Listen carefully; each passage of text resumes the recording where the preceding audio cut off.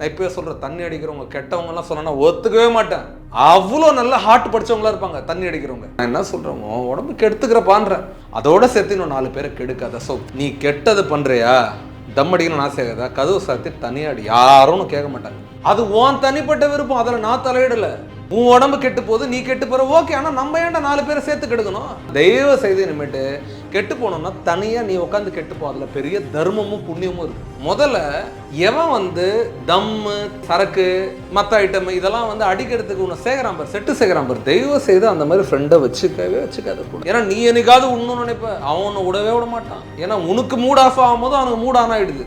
அப்போ என்ன பண்ணுது, உன்னோட மோட்டிவேஷன் உடைச்சிடுறான். நீ ஒரு சுத்தமான ஒரு பாதையில் போகிற, ஆனால் அவன் ஃப்ரெண்ட்ஷிப் என்ன பண்ணிடுது, உன்னை பால் கிணத்துல போய் தள்ளிடுது.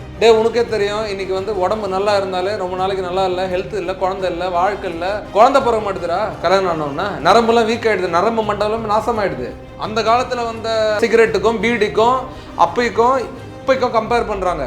அப்போ இருந்த பால் தயிர்லாம் சுத்தமானது, இப்போ ரொம்ப மோசம்ன்றாங்க. அதுக்கே அப்போது அடிக்கிற தம்மு, தண்ணி இதெல்லாம் என்ன பண்ணும்?